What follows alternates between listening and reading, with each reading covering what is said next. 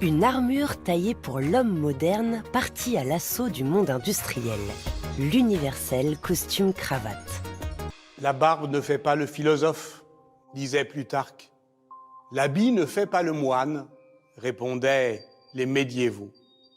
Et pourtant, pour habiter la fonction, on doit endosser le costume, si possible, pas trop grand pour soi. Le vêtement est un langage, et c'est un langage commun. Chacun peut le parler, en user, en abuser, le détourner. Le sens du vêtement se retourne comme on retourne sa veste. L'histoire du costume-cravate, la panoplie de l'homme moderne depuis la seconde moitié du XIXe siècle, est celle d'une silhouette bien ajustée, mais c'est aussi celle de ses désajustements, par les féministes, par les teddy boys, par les sapeurs congolais. C'est aussi l'histoire de l'industrialisation, l'histoire de la modernité, l'histoire de la manière dont on peut accepter ou contester l'uniformisation du monde.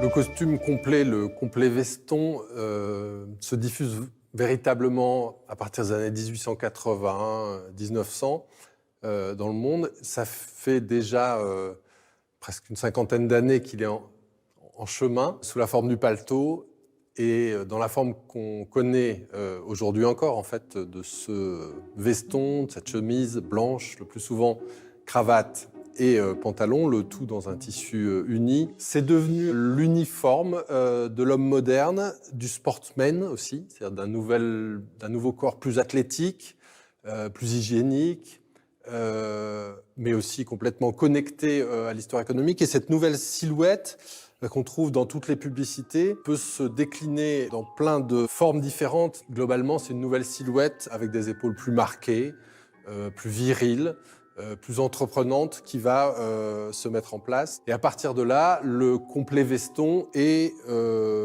oui, l'uniforme, le signe d'une réussite économique, d'un pouvoir politique, tout un monde accompagné par une nouvelle silhouette.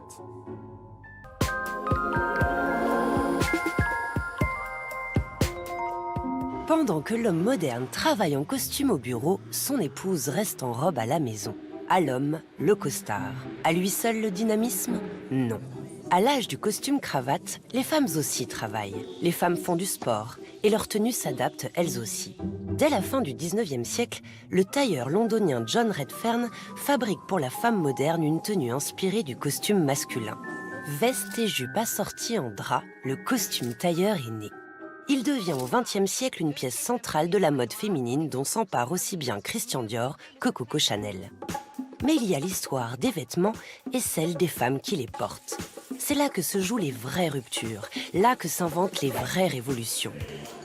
Dans les bars lesbiens du Paris de l'entre-deux-guerres, par exemple, où la culture queer arrache aux hommes le privilège du costume.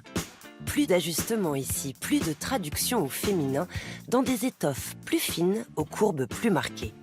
Porter le costume, c'est signifier aux hommes qu'ils n'ont ni le monopole de l'autorité, ni celui du charisme, ni de la séduction. C'est défier les frontières du genre en franchissant celles du vêtement.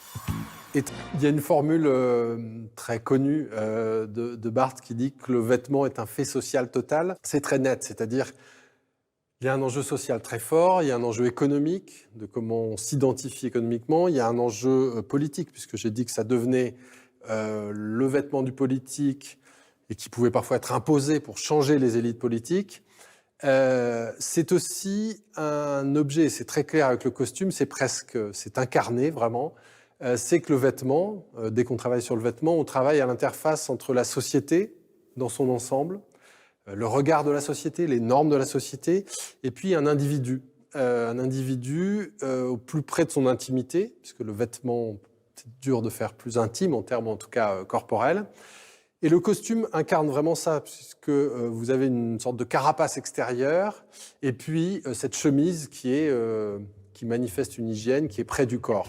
Et donc, faire l'histoire du vêtement, c'est aussi saisir cette articulation et aussi toutes les manières de résister, de contester, de détourner. Ce qui m'intéresse en travaillant sur le vêtement, c'est aussi de voir qu'en fait, tout le monde est un peu sociologue du vêtement. On se rend compte que toute la société sait décoder les vêtements, sait lire des vêtements, sait s'en emparer, manipuler ces signes.